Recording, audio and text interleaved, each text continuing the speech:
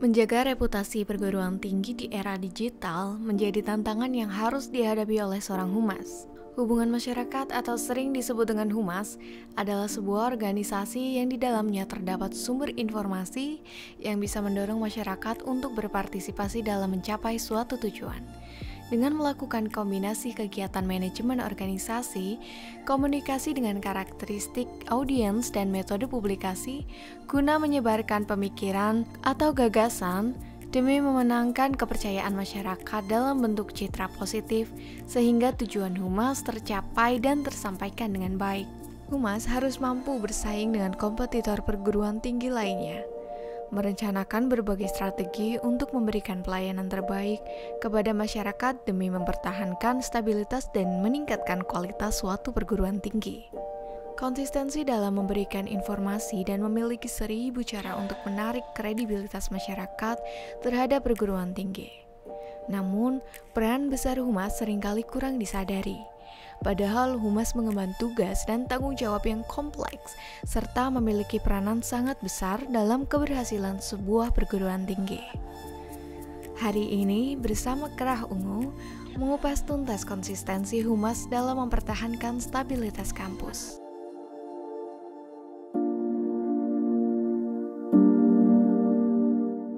Saya dari 2005 ya, jadi kalau sampai sekarang sudah sekitar 17 tahun lah ya, 17 tahun. Humas ini membawahi kerjasama ya, kemudian juga PMB, kemudian hubungan masyarakat, baik dengan sekolah, kemudian dengan lingkungan sekitar, dengan perusahaan, kemudian dengan stakeholder-stakeholder yang terkait dengan Amikom Purwokerto. Tentunya untuk visi Humas menyampaikan informasi ya di era digitalisasi, baik internal maupun ke eksternal. Kita bagi, ada yang di bagian penerimaan mahasiswa baru ya, kemudian ada yang dengan luar negeri. Kalau luar negeri memang harus menguasai bahasa Inggris gitu kan, menguasai bahasa Inggris. Sehingga semua humas, divisi humas harus bisa berkomunikasi dengan baik. Kemarin baru ada workshop ya, workshop komunikasi skill ya, communication skill. Kemudian service excellent ya, jadi bagaimana kita selain komunikasinya bagus, humas juga dituntut untuk bisa memberikan pelayanan yang baik gitu kan. Sebagai contoh mungkin ketika di pelayanan ya, di pelayanan kan kita ini Mbak menghadapi banyak karakter orang ya. Ada yang orangnya enak ya, datang informasi langsung closing pendaftaran, tapi ada juga yang harus dijelaskan panjang lebar berjam-jam gitu kan, 1 jam bisa lebih gitu kan, tapi akhirnya tidak jadi mendaftar gitu kan ya, banyak hal ya. Kemudian juga terkait komplain-komplain gitu kan, itu juga masih banyak yang datang ke humas gitu kan. Ketika kita informasinya luas ya, cakupannya Indonesia ya, kita terbukti ya, jadi mahasiswa Amikom dari Sabang sampai Merauke sudah ada. Kalau terkait dengan mahasiswa luar negeri kok bisa mendatangkan ya, karena kita ada koneksi ya, ada koneksi di Komjen ya, kemudian kedutaan gitu kan. Di tahun 2022 kemarin memang tercatat 3 orang ya, dari Tajikistan 2, dari Yaman 1. Lah untuk tahun ini memang kita sudah apply dari Vietnam, Yaman, Arab, Tajikistan sudah ada 13. Apakah ini diterima semua? Tentunya nanti by seleksi gitu ya, nanti kita ada seleksinya. Kalau yang dulu dengan konvensional gitu kan, hanya mengandalkan informasi di koran, kemudian brosur, pamflet, baliho ya, sekarang kita sudah mulai terjun ke media sosial. Jadi kita mengcombine ya, kita mengcombine, karena kalau digital kan identik dengan anak milenial, anak muda. Padahal kan yang kita sasar tidak hanya siswanya, anak milenial, tapi orang tua gitu kan.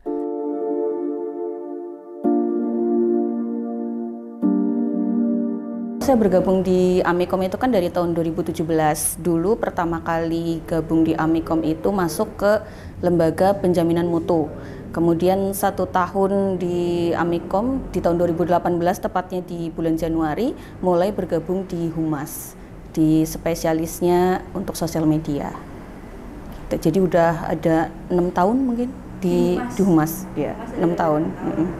Itu sekarang kan sudah bukan hal yang tabu ya, karena hampir semua masyarakat Indonesia itu pasti ia menggunakan sosial media gitu, dan sosial media itu seperti dua mata pisau yang tajam gitu, karena bisa jadi menjadi hal yang bersifat informatif, bisa juga menjadi hal yang bersifat dampak buruk gitu, karena itu tergantung dari kita yang menggunakan sebagai pengguna sosial media itu, sehingga kita harus bijak dalam menggunakan sosial media. Interaksi yang kita iklankan itu memang banyak yang melakukan komentar, kemudian membagikan pengalaman, dan di situ juga terlihat ketika kita menerima pendaftaran mahasiswa baru gitu. Kadang kita kan suka menanyakan kan kepada mereka tuh tahu informasinya dari mana gitu.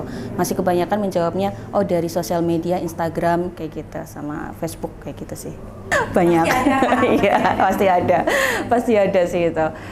Sejauh ini ya seperti yang tadi sudah saya katakan ya Mbak ya, ada yang negatif, ada yang positif gitu. Semua ada pro, ada kontra gitu. Kadang kita tidak bisa memprediksi kita hari ini itu memposting sesuatu nanti endingnya apa gitu, responnya apa dari followers atau non followers begitu kan. Jadi untuk komentar-komentar seperti itu tentunya pasti ada Mbak. Gitu. Selalu ada. Dan kita ditargetkan untuk minimal membuat konten itu 2. Satu hari, ya minimal 2. Iya, paling tidak ada one day one post lah gitu. Konten itu nggak harus yang semuanya tentang ya Amikom, pemasaran Amikom dan lain-lain kayak gitu ya. Kadang kita juga kolaborasi dengan akun-akun prodi lain gitu, karena Amikom ini kan sebagai wadah dari 5 prodi tersebut ya, sehingga apa yang dibuat oleh kelima prodi ini kita support juga, dan di situ juga konten-kontennya menarik gitu. Ada dari prodi Ilkom, kemudian dari bisnis digital, sistem informasi, teknologi informasi, dan informatika gitu, dan itu kan bervariatif, sehingga kita juga memberikan knowledge secara tidak langsung kepada mereka bahwa oh gambarannya ketika mahasiswa Ilkom nih nanti seperti apa sih kuliahnya, dan itu ternyata juga ada efeknya gitu Mbak. Jadi ketika kayak mahasiswa Ilkom gitu ya membuat video reels dan lain-lain gitu, dan dikolaborasikan dengan Amikom, itu juga ada daya tariknya. Begitu juga dengan upload sesuatu tanpa hashtag, itu seperti upload itu kayak kurang bernyawa gitu. Karena si hashtag sendiri itu bisa mengumpulkan non-followers, jadi bisa menarik perhatiannya dari yang belum memfollow Amikom begitu. Kita masukkan hashtag-hashtag yang memang relevan dengan apa yang kita kerjakan gitu Mbak. Kemudian setelah itu kita juga memantau interaksi di sosial media, insight-nya setiap minggu, setiap bulan gitu. Nanti kita laporkan bagaimana efektivitasnya dari konten-konten yang kita buat begitu Mbak. Jadi tidak hanya kita sekedar udah kita buat konten habis itu udah diposting udah selesai gitu tuh enggak gitu. Kita juga sering baca-baca DM gitu, banyak DM dari mahasiswa dan calon mahasiswa gitu yang curhat juga banyak gitu. Banyak keluhan atau apa itu Mbak DM-nya? Variatif sih, macam-macam Mbak. Iya, ada yang keluhan, ada yang curhat. Boleh di-spill nggak Mbak? Curhat apa itu? Curhatnya kadang ada yang mencari pacarnya gitu. Ada yang kayak gitu, ada lagi yang curhat dia kepengen kuliah tapi terkendala dengan biaya begitu. Jadi kita bisa menawarkan program-program apa yang sedang kita jalankan di periode tersebut kayak gitu. Jadi kita bantu semaksimal mungkin agar dia keinginannya itu bisa tersampaikan. Tantangan terberatnya ada. Waktu pandemi Covid, ya. Kami biasa sebelum Covid itu kan keluar kota. Menyebar brosur, kemudian ada presentasi begitu. Kemudian ketika Covid itu betul-betul sekolah kan tutup. Kita bagaimana harus menyampaikan yang tadinya kita tuh berjalan secara konvensional tersebut ya, karena walaupun ada sosial media tapi yang secara konvensional itu kan tetap harus kita lakukan pendekatan begitu dengan sekolah, dengan guru, dengan siswa begitu. Itu yang menjadi tantangan kita karena semuanya dibatasi. Sekolah libur, sekolah online begitu. Dan itu memang masa-masa transisi gitu ya. Kalau dibilang profesi humas itu bukan hanya sekedar profesi, karena humas itu bagi sebuah instansi atau perusahaan itu adalah wajahnya dan juga tamengnya, garda terdepannya. Iya, apapun yang muncul dari suatu instansi tersebut, humas itu harus bisa membackup semuanya begitu. Jadi bagi saya humas itu adalah divisi yang penting dan tidak bisa disepelekan gitu ya. harus bisa menghadapi eksternal dan internal gitu. Misalkan ada satu hal yang viral gitu ya, dan itu membawa nama kampus, itu tameng garda pertama itu adalah humas. Iya.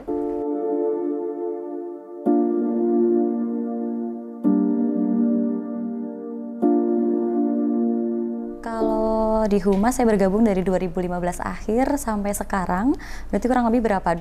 Hampir 7 tahun ya, 7 tahun bergabung dengan Humas. Di bagian front office di Humas ya, itu lebih arahnya memang ke penerimaan tamu, melayani tamu, terus ada juga dengan penerimaan mahasiswa baru Mbak, khususnya kalau untuk saat ini kan memang kita sedang buka untuk PMB-nya ya, jadi kita lebih fokuskan untuk memang pelayanan mahasiswa baru. Tapi selain itu juga kita memang menerima tamu dari luar, dari pihak eksternal, kayak misal ada dari instansi atau mungkin perusahaan yang ingin kerjasama dengan kami, biasanya dari front office lah yang menerima, seperti itu Mbak. Biasanya kalau dari orang-orang yang masih dekat dengan kisaran Amikom, kayak misal rumahnya dekat dengan Amikom ya, masih Purwokerto, area Purwokerto, mereka lebih banyak yang konvensional masih ngambil brosur ke sini, atau mungkin lebih mantep langsung cari informasi dengan ngambil brosur dan tanya langsung kayak gitu. Tapi kalau sekarang kan memang eranya pakai media sosial ya, terutama kayak Instagram, Facebook, website kayak gitu. Sudah eranya pakai media sosial, kita juga memanfaatkan media sosial Mbak, untuk kayak iklan gitu ya, untuk informasi, dan mereka juga banyak yang memang pendaftar itu dari luar Purwokerto. Kayak kemarin kita dapat dari Papua gitu ya, terus sampai luar negeri juga sekarang kita sudah ada yang sudah masuk Mbak. Itu perannya memang media sosial sudah menjadi peran di bagian PMB-nya Humas kayak gitu. Kalau target sih kita nggak per hari Mbak, tapi itu targetnya kita setiap tahun akademik. Jadi misal tahun ini kita ditargetkan sekitar 800 sekian ya, itu yang harus ditargetkan untuk tahun ini kayak gitu. Kalau di front office sih memang kita skillnya harus bisa ngomong sih Mbak, harus bisa meyakinkan tamu atau konsumen ya untuk beli produknya kita, seperti itu. Gimana caranya kita agar mereka tertarik dengan Amikom, istilahnya kayak sebisa mungkin gimana sih mereka yakin mau kuliah di Amikom, kita harus bisa menjual itu. Kalau untuk sementara yang mahasiswa luar negeri memang kita yang menerima Mbak.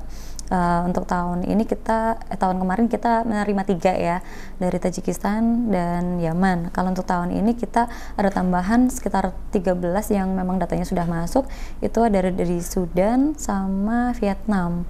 Nah itu yang menjadi tantangan untuk kita ya di bagian front office, di bagian PMB terutama, seperti itu. Humas buat saya itu kayak suatu kerjaan yang menyenangkan, suatu pekerjaan yang penuh tantangan ya, karena setiap hari kita penuh dengan tamu-tamu yang memang customer yang memang berbagai macam karakter gitu ya. Terus kalau misal kita setiap ke sekolah itu kita menemui kayak misal siswa-siswa yang ada yang rame, ada yang diem gitu kan, kita harus gimana caranya biar kita diterima seperti itu.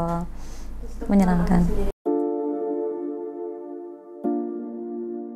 Peran penting hubungan masyarakat sebagai garis depan dari wajah perguruan tinggi. Mengemban tugas dan tanggung jawab dalam melakukan perencanaan, pelayanan, dan memberikan berbagai informasi ke masyarakat yang berguna sebagai pondasi atau jembatan sebuah perguruan tinggi dengan masyarakat. Humas harus membawa optimisme dan visi misi yang besar untuk perguruan tinggi dalam mengubah pola pikir atau pandangan masyarakat terhadap perguruan tinggi. Humas juga harus menyiapkan sumber daya manusia yang unggul serta membangun inovasi untuk Indonesia ke depannya melalui perguruan tinggi, salah satunya Universitas Amikom Purwokerto. Salah satu hal penting dalam Humas adalah menjalin komunikasi yang baik dengan pihak internal dan eksternal guna membangun reputasi yang lebih baik lagi. Dengan selalu menjaga dan mengembangkan reputasi menjadi lebih baik, maka akan muncul kepercayaan masyarakat yang menyebabkan meningkatnya minat ketertarikan masyarakat. Hal inilah yang membuat Humas memiliki peranan yang sangat penting dan berpengaruh dalam membangun sebuah reputasi.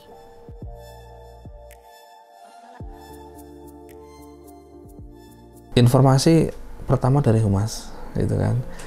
Kita membranding juga Humas yang ya, sehingga peran Humas walaupun kelihatannya mungkin Humas apa sih kerjanya ngapain gitu kan, tapi secara tidak langsung itu efeknya bagus gitu loh Mbak. Sekarang tugas mencari mahasiswa adalah Humas.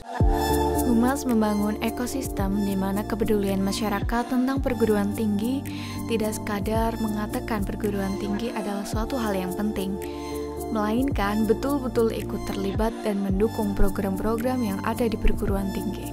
Penguatan SDM unggul sebagai hal pertama yang tidak mungkin hanya digantungkan pada sisi perguruan tinggi, tetapi harus bersama-sama dengan seluruh pemangku kepentingannya. Menghilirkan inovasi dari perguruan tinggi untuk bisa sampai dan dimanfaatkan oleh industri dan masyarakat hingga dapat menjadi solusi bagi masyarakat untuk masa depan.